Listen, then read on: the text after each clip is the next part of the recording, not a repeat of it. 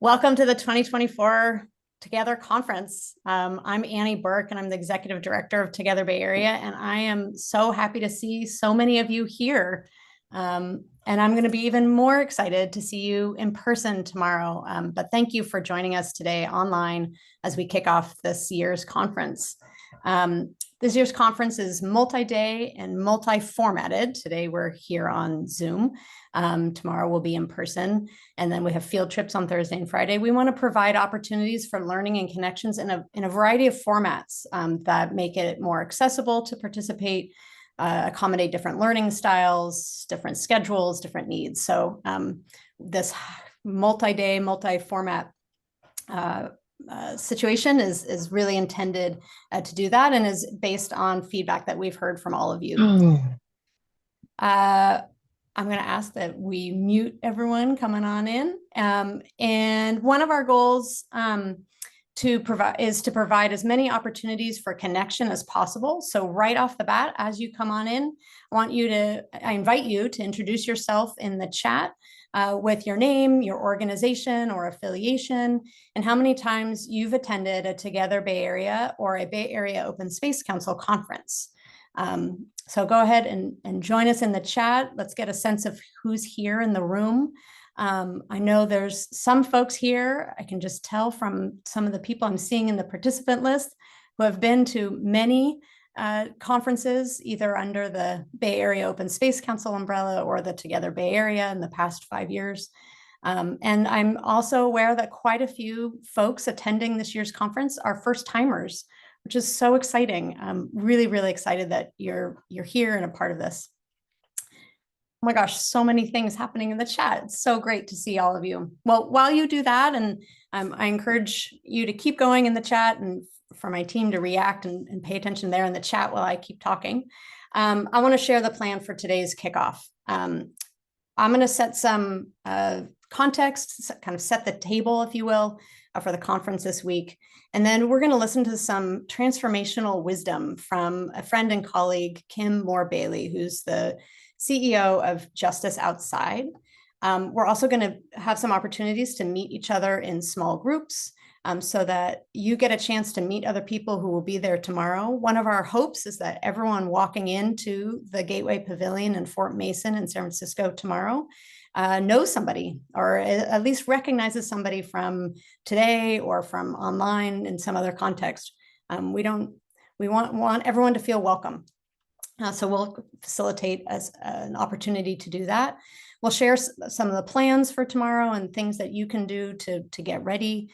And then we'll have an opportunity for you to ask questions, to talk about things like how you're going to get there, perhaps what you're going to wear, and if this is your first time, ask some questions. So we have a great program here lined up for you, and I'm just really excited that you're here. For those of you just joining, I invite you to introduce yourself in the chat with your name, your organization or affiliation, and how many times you've attended a Together Bay Area conference or Bay Area Open Space Council conference. So welcome. So let's start. Oh, and also, as you, I'm sure, heard on your way in, we're recording this so that we can share the conversation with Kim Moore-Bailey on YouTube later. So really excited for that. So let's start by setting the table. The first question I want to ask or answer for you is, who is Together Bay Area? We're a regional coalition of member organizations, and I bet a lot of you here work for one of our members, which is really exciting, and really grateful for your participation. We have around 80 member organizations that are nonprofits, public agencies, local Native American tribes and groups, and mission-aligned businesses. They're doing work on the ground. They're implementing on-the-ground solutions to the climate and biodiversity crises, as well as justice and equity challenges in the 9 counties of the San Francisco Bay Area, plus Santa Cruz County, so all 10 counties of the Bay Area. We as an organization, as a coalition, work to embody these 6 values: trust, joy, belonging, equity, learning, and hope. And I hope that you'll see these values embodied over the next few days. Of course, it's a lifelong work. We don't get these perfect, but these are what we're really aiming for. And as a coalition, we're also working for 5 priorities. And you'll be hearing about these also and have an opportunity to get your hands dirty in some of these things in the conference tomorrow, as well as on Thursday and Friday. Conserving 50% of the Bay Area lands by 2050, building capacity for Native American tribal alliances, securing significant and stable funding, building a social network of practitioners and professionals, and creating and maintaining a thriving organization to do all of that. Our annual conference hits on all of these priorities, especially the network of practitioners and professionals. That's what this is really all about. But this conference also runs deeper than your typical conference. This conference is about inspiration and about the why of the work. It's about connecting. It's about collaboration. And we really have thought a lot about ways that we can build relationships, to help you build relationships, to increase the collaboration and coordination across organizations, across jurisdictions, across county lines, across generations. That's really what we're all about. So who is Together Bay Area? And that's a long list, but I want to give it a sense of kind of who we are. First is our member organizations. So there's 100 and something of you on here. If you could raise your hand, or either your actual hand or your Zoom hand, if you want to throw up some emojis for if you work for a Together Bay Area member organization. Really, really thrilled that you're all here. So thank you. Not only do you, as members, contribute to the financial sustainability of this organization, but you participate and can participate in a lot of different ways. So this is a very active, engaged coalition. Really grateful for you. Some of the ways that our members are participating is hosting field trips on Thursday and Friday. A lot of our members are working as ambassadors or serving as ambassadors and welcoming first-timers and creating a welcoming environment. They're speaking in some of our breakout sessions and so much more. I also want to give a shout out to the Together Bay Area Board of Directors. Melanie Parker, Yakuta Punawala, Blanca Hernandez, and Lisa Baldinger all serve on our executive committee, and there's 8 other folks that I'm not going to name right now, but I will tomorrow.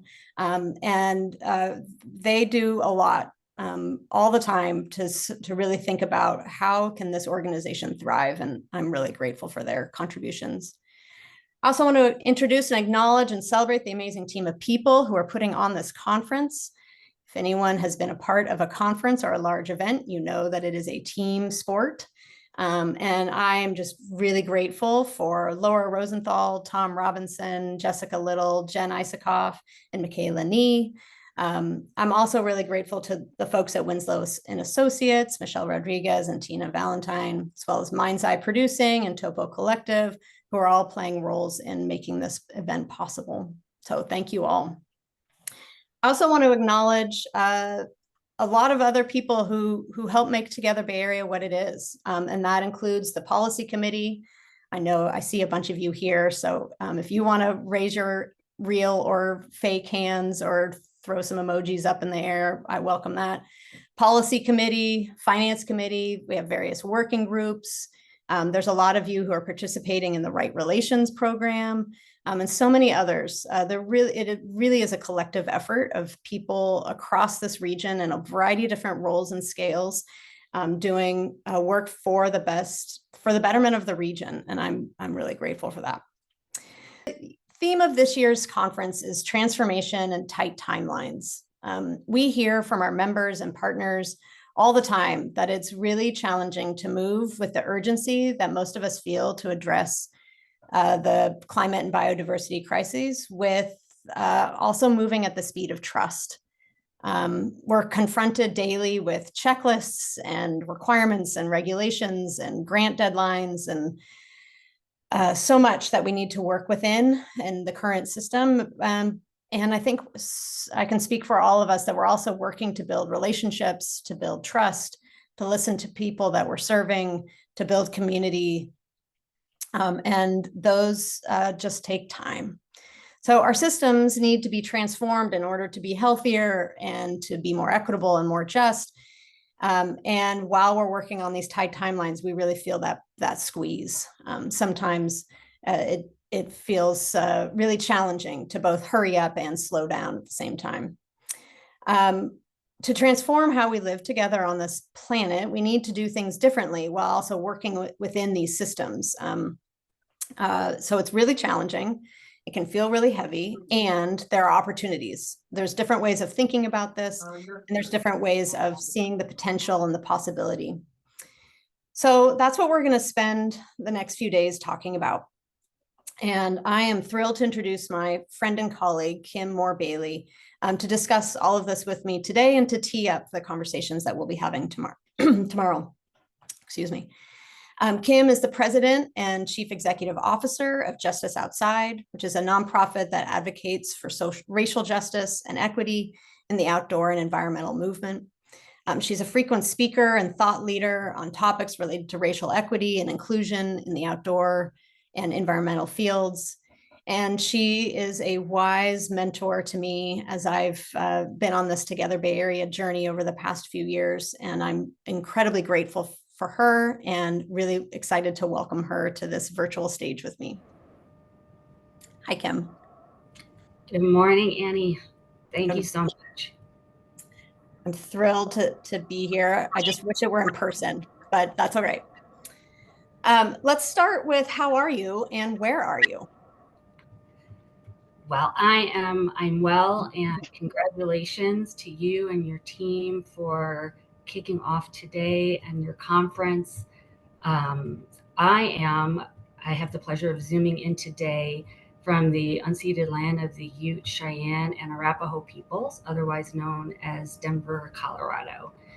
So I'm doing well. It is a beautiful day here, a little windy, but super excited to be here.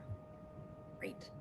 Well, here in the Bay Area, it's that beautiful springtime, and I think there's a heat. It rained over the weekend, and now here comes some heat. So we're going from winter to summer in like 4 days. So Kim, in your work and in the work of Justice Outside, you work with a lot of different kinds of organizations, and all over the country. So it's great to bring you to this conference to have kind of help go up in the elevation to look across the whole country at what's happening. What's your bird's eye view? Like, how would you describe the work that you see for racial equity and justice across the environmental organizations and agencies that you all work with? Yeah, it's a big question. And so what I want to do is sort of start with what's really great about the equity and justice work in the environmental sector, and recognize that we are just really fortunate enough to work within a sector that really and truly believes in justice and equity. They really get, this sector really understands that why it is important, and that there is so much care and dedication across the broad spectrum of what that means and what that looks like. There's a lot of intentionality in how that shows up. And we know that it takes stamina, and especially at this particular time in history, that it's hard, and that this sense of urgency that you spoke of in your intro, it's not just theoretical, that it's real. It's real, and there's real impending threats. So to that end, we know, and what we are also seeing is there's a sense of a rush, right? That urgency that you were just speaking to try and really get everything done, to get the equity work done, to get projects done, to get funding moving. And especially right now, with this little election coming up, there's this idea of trying to get things moving rapidly. And there's also this potential to leave people out when things happen fast, to leave people and communities out of the conversation. So there's that theme that's occurring as well, and we're also trying to be really mindful and pay attention to that. Yeah. Well, you mentioned time. Like, how do you How do you experience this tension? I'm curious, how does it land for you in terms of, and maybe on a daily or weekly level basis? Like, how do you manage the hurrying up, and also really working to include as many people? What does that look like? Right.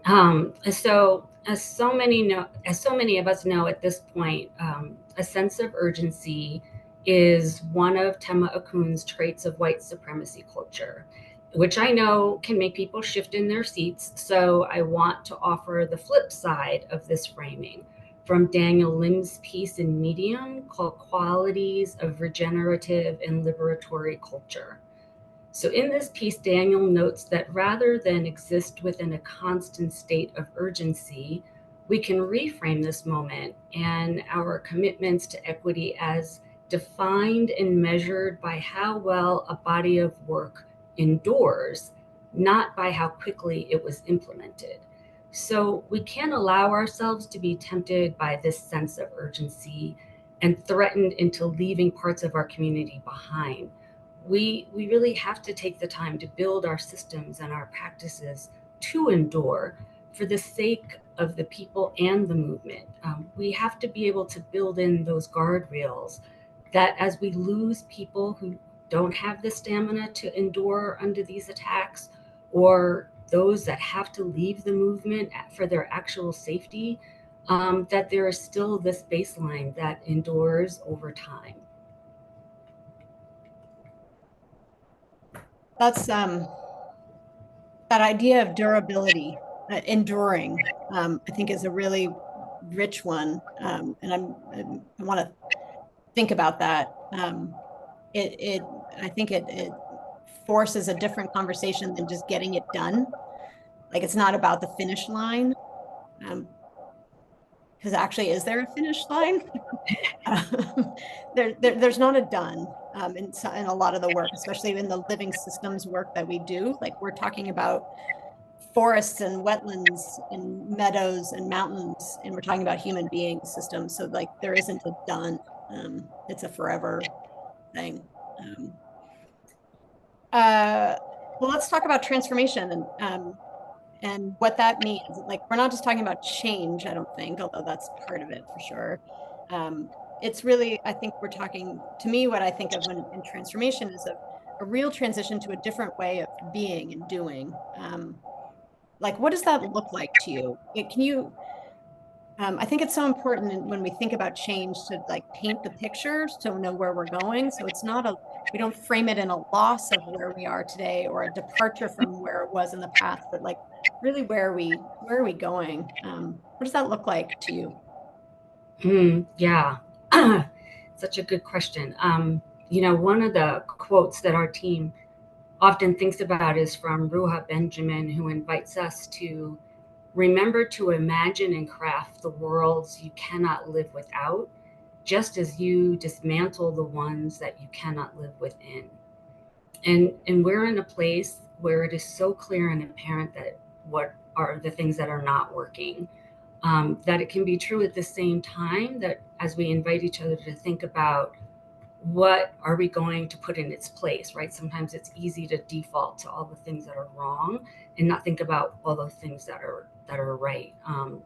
And it's not enough to let the anger and the frustration win and tear things down if we're not prepared to vision with compassion and boldness for what our collective future can look like. And when I was thinking about this, and I was trying to think about an example or a real transition to a different way of being, what came to mind was a lesson that I learned during my sabbatical, which is really a sort of a micro example, but hopefully the transition piece will resonate for you and for others.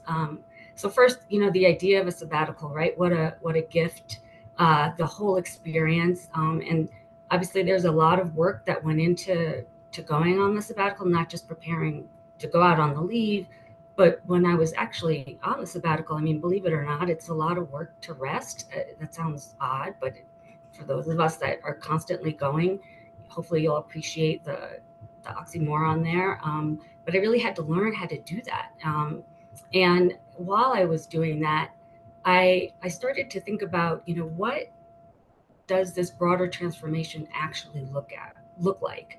Um, I can, how can I bring my rested, healed self back to justice outside? How can I envision what it would look like to return to work from this place of sort of liberation and openness that I was starting to experience while I was away when I returned to work? So, this transition, this notion that I started to experience was this idea of being present, right? Like during my sabbatical, I had this opportunity to truly be present in a way that I had never been before. I was free from urgency and timelines and deadlines. And I don't, the word like busy, like never actually, I don't think I was not like I was busy doing nothing, right? Like, and what a glorious moment that was. And I didn't want to let that go, right?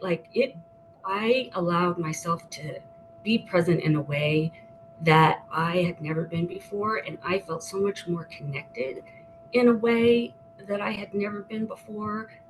And I was also really sad when I realized how much I had been missing when I thought about who I was at work, right? This sense of busyness, the lack of presence. And so I was like, what does that look like? How do I take this transformational moment back to work? And so one of the practices that I instituted was no more back to back meetings, which you can imagine my staff was like, what how are we gonna, but I was like, I don't want to be that person anymore who was missing life and connections in pursuit of some sense of urgency that works against our very commitment to connections and relationships and different ways of being. So that's really what I want for others. That's what transformation can look like. This idea of returning to connection, to being present, and ideally, hopefully, this makes for a healthier world too. Thank you, Kim. That's, I don't know about anybody else. I feel more relaxed just like hearing you talk about it.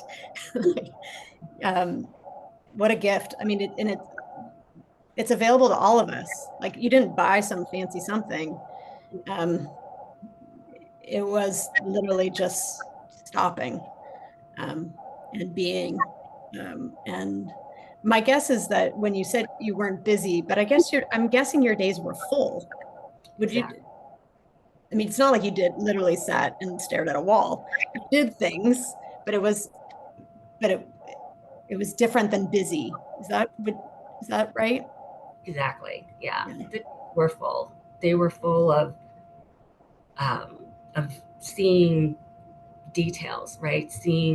Watching waves hit the beach, or taking long walks without looking at my watch, or seeing the night sky for the first time um, in ways that I had not seen them before. Being able to say yes to fishing trips and um, explorations of wildflowers. And so, yes, super full days. And yeah, Mhm. But not busy. busy in the grind that we typically kind of operate, or many of us typically operate in. The urgency was like, come see the crab who's emerged from its shell finally, right? Right. Hurry up to see that. Right. Yeah, that's there's a nugget there of hurry up to see the crab emerging from its shell. Let's not hurry up to the grind. Um, Also, before I go to my next question, I want to hold on to this something you said too of the multiple truths can be true at once. That the need to get things done or um, uh, that slowing down doesn't mean unproductive or like I'm you mentioned about multiple truths being true at the same time, and I'm kind of adding or putting that into this context of hurrying up and slowing down. Like it doesn't mean although I would like to think that you're telling us all to go on vacation and take sabbaticals. I'm also hearing that there's a way of being in work mode with presence and stillness. Is that? Absolutely. Yeah. And that it's the ability to be present and the ability to be still doesn't make one less productive. It's actually, for me, it's I'm actually more productive, and I'm hoping that I'm more engaged and in many ways more thoughtful. Um, that there's opportunities to digest and be present with the person that I was just with, the conversation that I just had. That I'm bringing a better version of myself um, to those conversations versus already halfway out of that dialogue as I'm thinking about the next one. Yeah. I don't. That's not great. No, for you or for the whoever you're. Exactly. Whoever I'm with or whoever I'm going to meet with, and Yeah. yeah. Right. Although I do want to just, I'd like to, the message is we should all take more vacations and we should all watch the crabs come out of their shells. And, but it is possible in the busy work. I mean, I'm not going to say that, in the work world, in the full life that we can do them.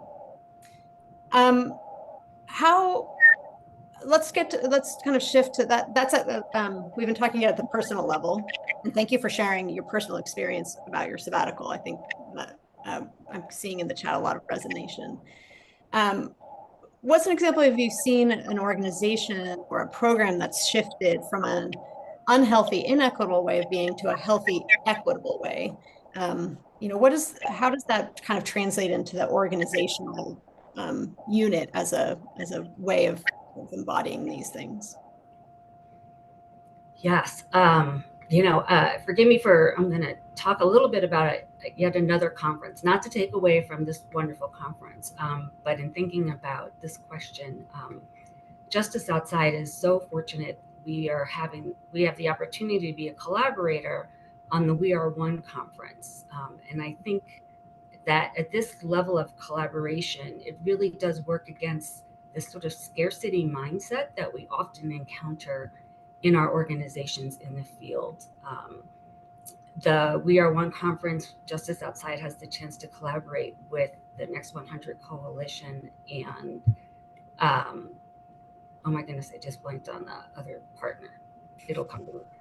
It's a real and it's a real testament on the belief that we are stronger together. And PGM one, that's the other one. And when we recognize that the sum is so much greater than our parts, and that it's the unity of those of us that are participating, and we are all bringing all of our talents together as the collective whole. And so one of the things that I really love about this collaboration is, like I said, we're coming from our assets-based approach, and that we're often thinking of doing something differently as having to admit some type of failure or shortcoming, right? But that's not the case here. That we're in relation to one another. We're in relation to this conference, and we are talking about envisioning something together. And we're each bringing our own perspective, our ideas, but we're looking at power building. And it's not because one of us can do it better than the other, or that one of us knows something that the other one doesn't. But when we are listening to more people who are often not heard, then we are hearing more people together. More of our community can partake in the process. And we're moving at the speed of trust. We're moving at this opportunity to really begin to collaborate and think bigger and bolder, and bring all of our collective energy to the table. And as you know, as you were just saying, pulling together a conference, there are real decisions that need to be made. And even when it's one organization putting together a conference, It's hard. So imagine 3, right? So decisions may take a little bit longer. They may take more work. But we get the chance to recognize the talents, and we let people lean into what they do well. And there are deadlines and there are tough decisions. But we're not going to move at the expense of burning the bridges of their relationship. We're going to move in the way that community has asked us to, which is together and lifting each other up. And when we recognize that there's a tension, right? If there's are we really arguing about waffles versus pancakes? Or is this a moment to recognize perhaps we need a decision making process or a tool to help us work through some smaller opportunity, smaller moments of uh, is this truly a consensus, or can we just point to somebody to make the pancake versus waffle moment? So yeah, I feel like these are opportunities for organizations, for policies. It feels healthy and it feels equitable in all the ways possible, um, when you have this opportunity to work collaboratively. It's a great example, and I feel very, very comfortable with you raising another conference at this conference. And I hear the centering relationships. Like we're not just machines trying to get the registration system up, or we're not racing against anything, or especially not against each other to get something done. But really, and I also hear that like the creating systems, like, is this I love pancakes and waffles. It's a great, I mean, and we do need to know what the answer is when the event is over. Is is that something that is that a real thing that we need to have a big conversation about, or is that something where we can say we just go, so and so, this is your, make decision, run with this however you want to run with this, and being really conscious of the decision making.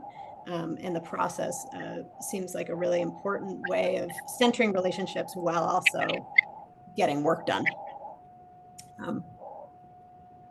Do you know how it ended, actually, pancakes and waffles? Is it too soon to ask that question? Yeah, I don't know yet. I'll have to Okay. come into June. I'd like a report back, please. I guess in closing, I don't really want to close, but yeah, please tell us in the chat your vote, waffles or pancakes. I always love to ask this question because I think, one, it's a great way to end, but also I think this world is challenging. There's a lot of hurt, there's a lot of pain, there's a lot of grief in the world. And in our lives, whether that's like because of global situations or because of personal situations. And if we spend maybe more than 5 minutes reading the New York Times or the Washington Post or the Chronicle or whatever, it can be very depressing. And we're in the business of regeneration, of thriving, of health, of connection. And so my closing question is, what gives you hope? Talk to us about hope and where you find it. Yeah, you're right. There it is.